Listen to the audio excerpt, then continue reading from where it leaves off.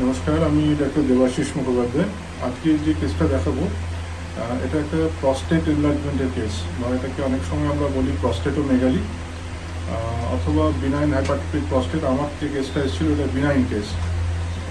এই এনলার্জ প্রস্টেটের দুটো ভাগ করা যায়, একটা বিনাইন এনলার্জমেন্ট বিএইচপি অথবা ম্যালিগন্যান্ট কেস অর্থাৎ ক্যান্সারাস কেস। আজ যে কেসটা দেখাচ্ছি সেটা একটা বিনাইন হাইপারট্রফি অফ প্রস্টেট। প্রত্যেক পুরুষ মানুষেরই ইউরিনারি ব্লাডারের নিচে একটা গ্ল্যান্ড থাকে, সেটা বয়স বাড়ার সাথে সাথে বৃদ্ধি পায়। কারো কারো ক্ষেত্রে একটু বেশি বেড়ে যায়। সেই সময় ইউরিন ফ্লোটা যেটা হয় তার একটা অবস্ট্রাকশন আসে। It is a purely surgical case, কিন্তু আমরা হোমিওপ্যাথিক মেডিসিন দিয়ে কিন্তু পেশেন্টকে ভালো রাখতে পারি, দীর্ঘদিন ভালো রাখতে পারি। সেই কেসই আজকে এখানে দেখিয়েছি আমি। কেসটা দেখুন, যদি আপনাদের কিছু জানার থাকে কমেন্টস করে জানাবেন, আর যাদের কারো যদি প্রয়োজন হয় আপনাদের বন্ধুবান্ধব তাদেরকে এটা শেয়ার করবেন ভিডিওটা, তারাও জানতে পারবে যে সার্জিক্যাল কেস, প্রস্টেটোমেগালির কেস কী করে হোমিওপ্যাথিক মেডিসিন দিয়ে কিওর করা যায়। আর চ্যানেলটা যদি এখনও সাবস্ক্রাইব না করে থাকেন তাহলে অবশ্যই সাবস্ক্রাইব করুন, তাহলে আমি যখনই নতুন কোনো ভিডিও আপলোড করছি তখন আপনার কাছে নোটিফিকেশন সবার আগে পৌঁছে যাবে। ধন্যবাদ, দেখতে থাকুন। নমস্কার, আজ একটা নতুন কেস দেখাচ্ছি। ভদ্রলোক বসে আছেন আমার সামনে। ওনার বয়স এখন প্রায় 61 ইয়ার্স। উনি আসেন আদর্শনগর থেকে দেখাতে আসেন। উনি বেশ পুরনো পেশেন্ট।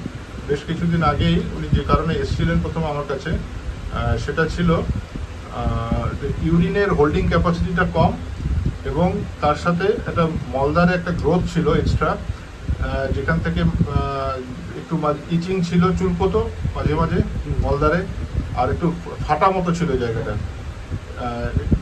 পায়খানাটা কনস্টিপেশন ছিল, এবং তার সাথে মাঝে মাঝে অম্বল হতো। আর ইউরিনটা very difficult to hold. Urine USG করা হয়েছিল, ইউএসজি রিপোর্টে ছিল প্রস্টেট এনলার্জমেন্ট ছিল, এবং তার ওয়েটটা ছিল 26 গ্রাম, এবং রেসিডিউয়াল ইউরিন ভলিউম ছিল 30 সিসি। এটা টেস্ট করা হয়েছিল ওনার। আমি একটু ওনার মুখ থেকে শুনে নিয়ে একটু বলুন, আপনি সেই সময় কেমন ছিলেন একটু বলুন। সেই সময় আমার বাথরুমটা ওই কাছে পড়তো, আর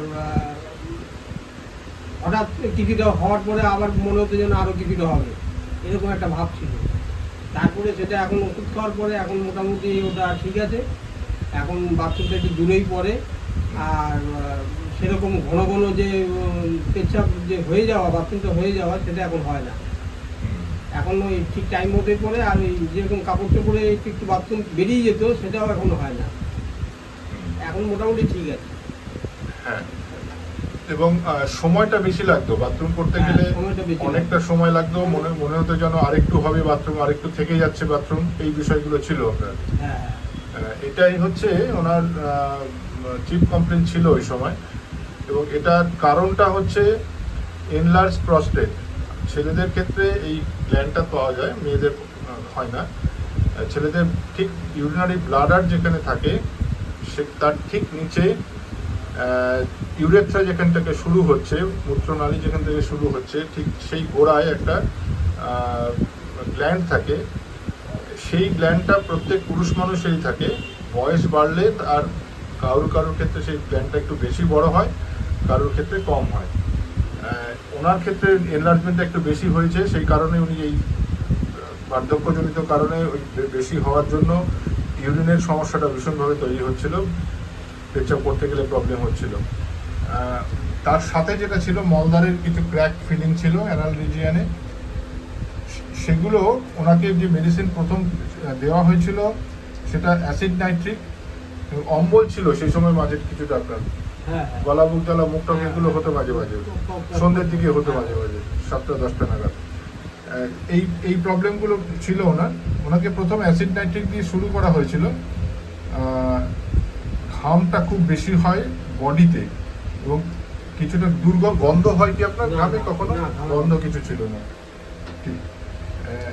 ইউরিনে পায়খানার যে সমস্যাটা ছিল, মলদারের প্রবলেমটা নাইট্রিক অ্যাসিডে কমে যায়, কিন্তু পরবর্তীকালে যখন ইউএসজি করা হয়েছিল প্রস্টেট এনলার্জের জন্য, সেখানে ওনাকে দেওয়া হয়েছিল কোনিয়াম মেকুলেটাম, প্রথম 200 দিয়ে শুরু হয় এবং তারপরে সেটা কোনিয়াম 1M এবং 10M অবধি যাওয়া হয়েছিল। কি কারণের ওপর বেস করে দেওয়া হয়েছিল সেটা যদি দেখি আমরা, যে ওনার এটা হচ্ছে একটা কোনিয়ামটা আমরা জানি একটা বার্ধক্যজনিত অসুখের জন্য দেওয়া হয়, দ্যাট ইজ যেটা আমাদের পরিষ্কার লেখা আছে যে specially for diseases of old men এবং strong presence of sedentary habits. উনি শারীরিকভাবে সুস্থ সক্ষম যথেষ্ট, কিন্তু ওনার যে কাজটা বসে বসে থাকার কাজ, সারাদিনে অন্তত 10-12 ঘন্টা উনি বসে থাকেন, বসে থাকা কাজ, সেই কাজটা ওনাকে করতে হয় নিজের সংসারের গ্রাসাচ্ছাদনের জন্য। সুতরাং এই সেডেন্টারি হ্যাবিটস একটা রয়েছে কোনিয়াম মেকুলেটামে, এটা খুব পজিটিভ পয়েন্ট। আর উনি ওই সময়টায় ভীষণ মানসিকভাবে একটু বিধ্বস্ত ছিলেন, যে কোনো ওনার পারিবারিক কারণে মোরস ছিলেন, ভীষণ কিছু ভালো লাগতো না, মন মেজাজ এই জাতীয় জিনিসটা ছিল।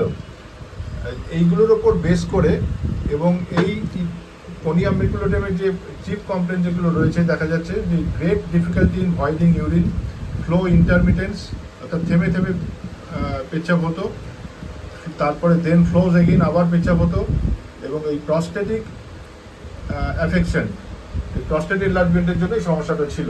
এখন কোনিয়াম মেকুলেটাম 10M খাওয়ার পরে আপনি এখন কতটা সুস্থ আছেন একটু বলুন আমাকে। ইউরিনের কোনো সমস্যা কিছু আছে এখন এই না, মুহূর্তে? আমার এখন কোনো সমস্যা নেই।